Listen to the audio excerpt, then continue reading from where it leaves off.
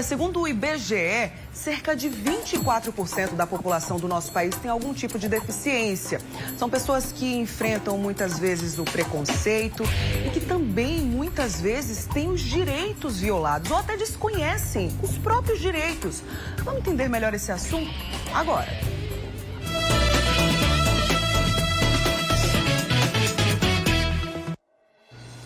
Por falta até de informação, a pessoa com deficiência pode acabar não reivindicando direitos que são garantidos por lei. Então vamos falar sobre esse assunto agora. Aqui no estúdio eu recebo a advogada Daniele Mello. Bom dia, Dani, seja bem-vinda. Obrigada. E você pode ampliar o nosso bate-papo, fica ainda mais interessante, claro, com a sua experiência, compartilhando as suas perguntas, Então, se você tem dúvidas sobre os direitos da pessoa com deficiência, manda para o nosso WhatsApp. O telefone é novo, mas o número continua o mesmo, é o 991050400. Tem dúvidas sobre o direito da pessoa com deficiência, manda aí pra gente que a advogada Dani vai responder pra gente, tá? Vamos lá, Dani, então trazer essas questões que muitas vezes a pessoa com deficiência desconhece, mas que é importante garantir esse direito e saber que ele existe, Vamos começar com o concurso público, por exemplo. O que é que acontece? Que direitos a pessoa com deficiência tem com relação a concursos públicos? Então, Bruna, primeiro bom dia novamente. Bom dia mais uma vez. Existe uma lei federal que garante uma cota que traz um percentual de vagas destinadas a pessoas com deficiência. No âmbito federal, 5% das vagas de concurso público são destinadas a pessoas com deficiência. Então, nos demais entes federativos, estados, municípios, vai depender da lei de cada estado ou município. Mas no âmbito federal, comprovando que a pessoa com deficiência, ele pode concorrer à vaga dentro dessas cotas. Muito bem. Inclusive, eu acredito que uma das maiores dificuldades da pessoa com deficiência é conseguir uma vaga no mercado de trabalho e se firmar nesse mercado de trabalho também, que é super importante. Existe algum incentivo aí para as empresas que contratam pessoas com deficiência? Como é que isso funciona também, Dani? Sim, exato.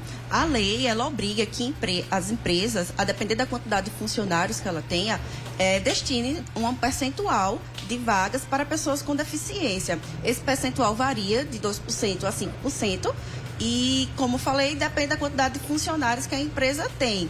E um detalhe importante, Bruna, quanto a isso, é que a empresa, quando contrata a pessoa com deficiência, ela só pode demitir essa pessoa diante da contratação de uma outra pessoa com deficiência para ocupar aquele cargo. Entendi. Eu acho que é justamente sobre isso que fala essa nossa próxima tela aí. Vamos dar, na verdade, a primeira tela que a gente vai exibir agora, Cotas em concurso público já falamos, vamos seguir para a próxima.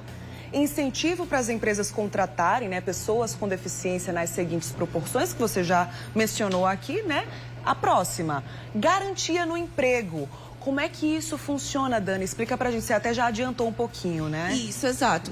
É uma garantia, assim, entre aspas, Porque, na verdade, é uma obrigação da empresa de que ela só pode demitir o funcionário com deficiência se ela contratar um outro funcionário com deficiência.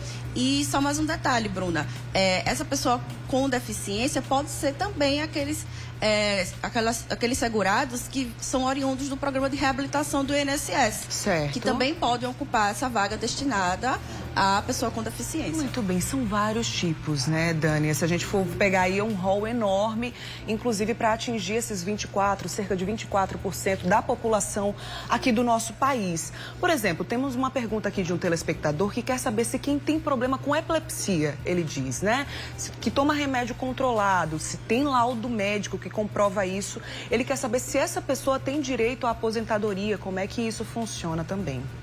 Então, vai depender, porque a epilepsia, por si só, se bem tratada, ela não vai gerar uma incapacidade. Certo. E o direito ao benefício previdenciário, no caso a aposentadoria ou o auxílio-doença, o antigo auxílio-doença, ele vai nascer com a incapacidade. Se essa epilepsia causa nele uma incapacidade, uma impossibilidade de trabalhar, aí sim ele pode ter acesso ao benefício previdenciário. Agora, se é uma doença bem tratada, controlada, que embora ele tenha a doença, ele pode exercer os atos da vida comum, da vida diária, como qualquer outra pessoa, aí ele não vai ter acesso. Muito bem. O nosso telespectador agora, Luciano Araújo, do Jardim Veneza, obrigada pela sua participação, disse que tem uma filha autista com 10 anos de idade. Quer saber se ela tem direitos aí e se enquadra nesse nosso assunto, né? Hoje falando sobre direitos da pessoa com deficiência, Dani. O autista, a depender do grau do autismo dele, ele pode sim ter alguns direitos em razão dessa condição. A depender do grau, da condição da família dela, ela pode ter acesso a um benefício de prestação continuada. A depender da situação da família dela, ela pode ter acesso até à questão de isenção de impostos para aquisição de automóveis, de IPVA. Vai tudo depender do grau desse autismo dela. Tudo isso varia também com relação a uma avaliação médica? Precisa disso, Dani? Sim, a avaliação, no caso da pessoa com deficiência, ela é biopsicossocial. Certo. Ela vai além da avaliação médica. É uma avaliação médica, uma avaliação social, para ver como essa pessoa encara, ela consegue viver diante das barreiras que ela tem, analisando em conjunto com essa necessidade especial que ela tem. Perfeito. Vamos soltar aí mais uma tela que tem a ver com mais uma pergunta aqui que a gente recebeu pelo WhatsApp. Prioridade em filas, pessoas com deficiência. Como garantir esse direito, Dani? Complicado. Complicado.